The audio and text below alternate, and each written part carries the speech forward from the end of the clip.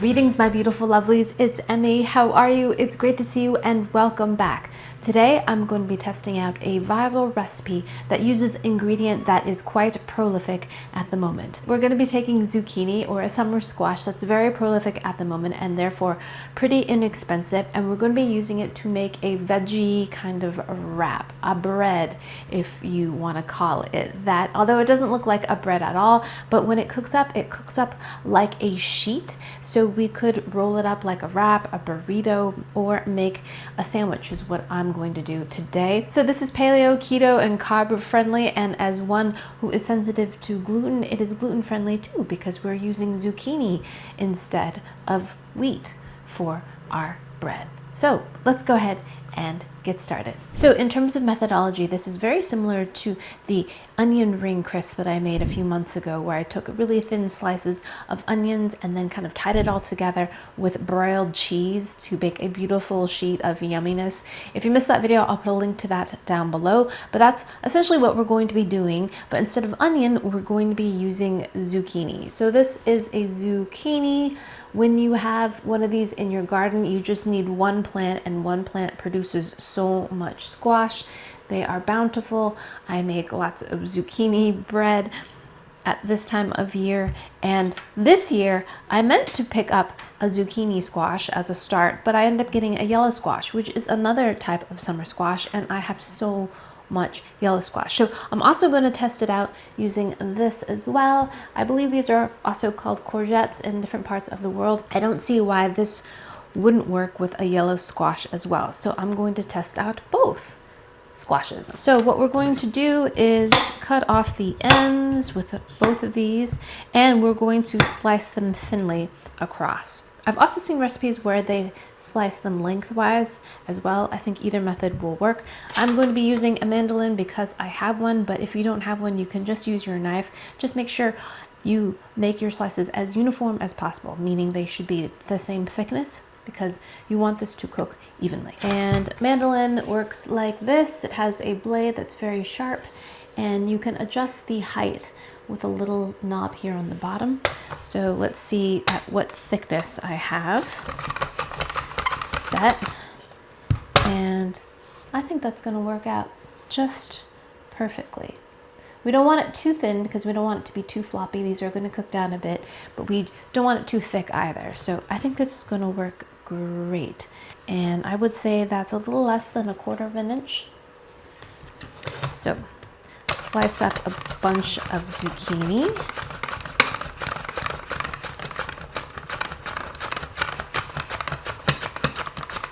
We're going to do the same with the yellow squash.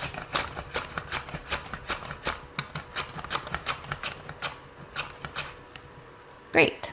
And now I've got a rimmed baking pan lined with some parchment paper. Now parchment paper is pretty important because we want to be able to take this off the pan without it sticking. So make sure you line it. And all we're going to do is arrange our zucchini slices with them slightly overlapping so that they adhere together. We're also going to be using some cheese to glue everything together, but the zucchini will also kind of stick together on its own. At least that's what I've seen. I'm going to do 2 slices of bread, one with zucchini and one with yellow squash, and then we can compare and do a little taste test too. So if this works out and is delicious, my plan is to make a bunch of these slices of bread and then put them in the freezer. I'm gonna cook them up, put them in the freezer, and then because they're so thin, they'll be really easy to warm back up, and then I can use them for sandwiches in the future. That's my plan. So look at that, that looks beautiful already. So a little bit of a overlapping, kind of looks like almost like scales, fish scales. So I am doing 4 by 5 rows, and that seems perfect for this size of a squash. Look at that, beautiful. I'm gonna add a little bit of salt, just a pinch, and some pepper. And then I have some shredded cheese. A lot of recipes recommend mozzarella, but I imagine any cheese will work. We're just wanting it to glue everything together, and then of course add some flavor to our zucchini as well. Okay, now we're gonna add some cheese. In terms of the amount of cheese, I've seen both very generous and very parsimonious, but either one seems to work. So I'm going to kind of split the difference and do, you know, just enough for each little slice. Don't be stingy. Well, I guess you can be stingy if you want. If you are watching your caloric intake, then by all means, do what you gotta do. Now, into a preheated 350-degree Fahrenheit oven and bake for about 25 minutes or until the zucchini and the squash is completely cooked and the cheese is nice and golden and bubbly. Alrighty, lovelies. See you in a little bit. Alright, friends, see you in a little bit. About halfway done here, and we're getting some meltage for sure, and some browning on the edges. Alrighty, lovelies, our zucchini is about ready. Let's grab it. Look at this, look at this. Look at this. Interesting, they cooked side by side, but one browned better than the other. See that? Yellow squash and zucchini, but this one looks a little bit better browned. So far, so good.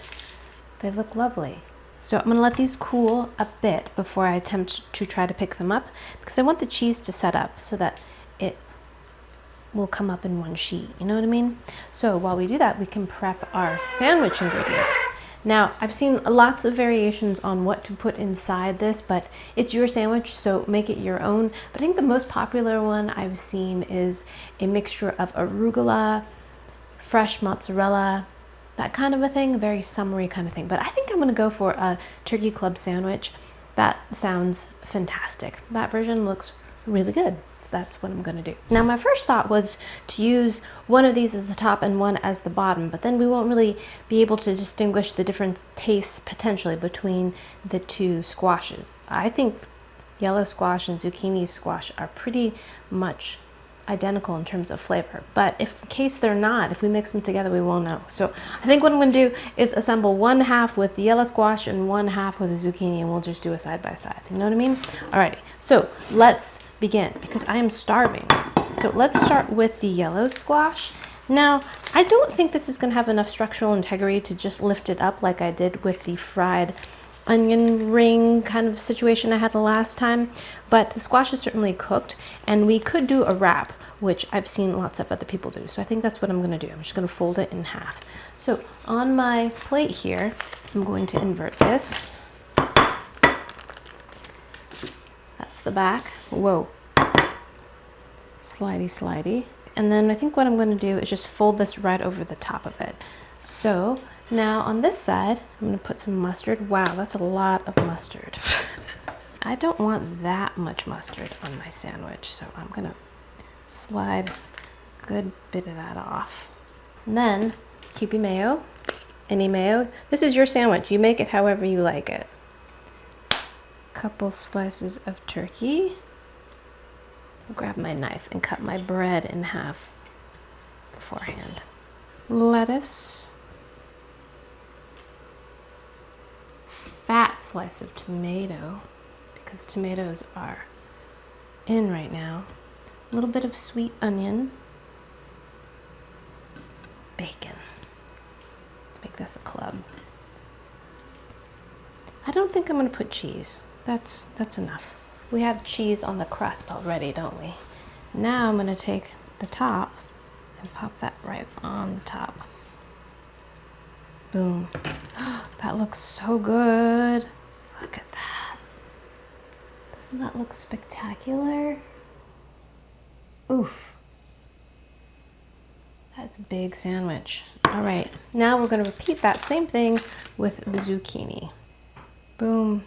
Gorgeous. Alrighty, my lovelies, moment of truth. Time to taste it. Here is the yellow squash. Here is the zucchini. Now I have to say, this was a little bit finicky. I did not trust the structural integrity of the zucchini to be able to pick it up on its own. I think there needs to be 2 layers of cheese in order for that to happen. So put a bed of cheese first, then zucchini, and then another layer of cheese, and then that way it kind of glue things together. I think that would make a difference. And in terms of flavor, I think that would also make it saltier and more caloric, if that matters to you. But let's ultimately see how it tastes, because I think that for me is what's most important. So let's try the zucchini one first. Another thing I'm wondering about, how can I pick this up? Will I be able to pick it up? Yeah, I can pick it up. Well, I did lose a zucchini. I did lose a couple zucchini there, but I can pick it up. Alrighty, lovelies, let's give it a taste. Itadakimasu.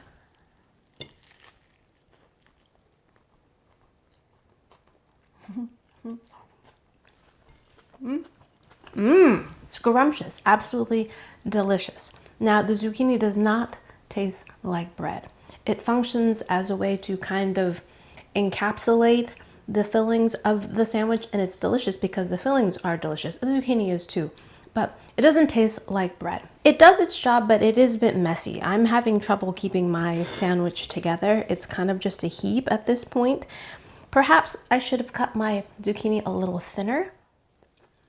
Would they have stuck together better, perhaps? Had they been sliced a little bit thinner? I'm not sure. At this point, I can't really pick it up after I put it down. Or should I have made bigger pieces? Zucchini wrap experts, chime in the comments. Terrific sandwich. It tastes phenomenal. Smoky bacon and turkey, such a great combination together. Excellent sandwich. But in the end, it kind of becomes a salad because I did put a lot of lettuce in there. Alrighty, let's try the yellow zucchini and see if there is any difference in flavor, texture, all of the above. Alrighty.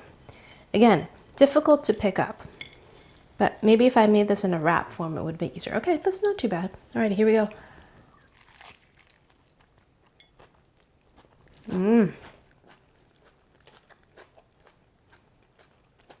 So good. My yellow squash seems to be holding up better than my zucchini, which is interesting, seeing that I cut both of them on the same thickness on the mandoline.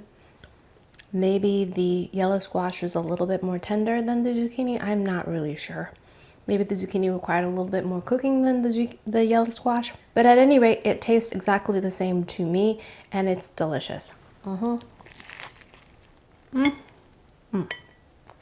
So this is my first attempt at making this, and as you can see, there are a lot of variables. So when you make this and it doesn't work out entirely perfectly, you're gonna have to tweak it.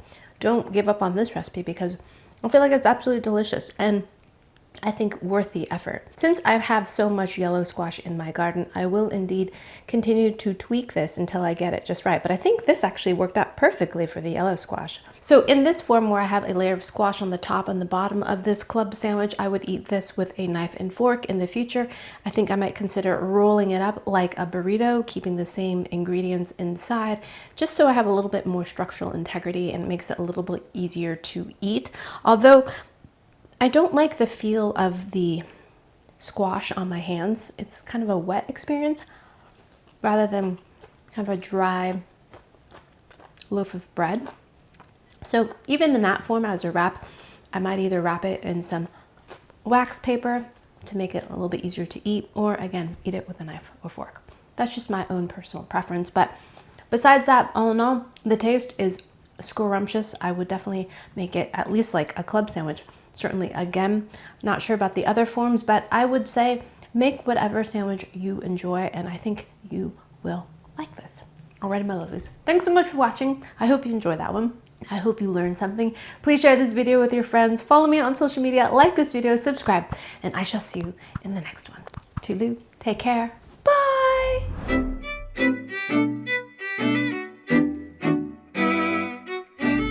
Alrighty, where's that knife and fork? So good. Oh, it's hard to eat this way too. It's like trying to eat a salad with, yeah. It's so good though.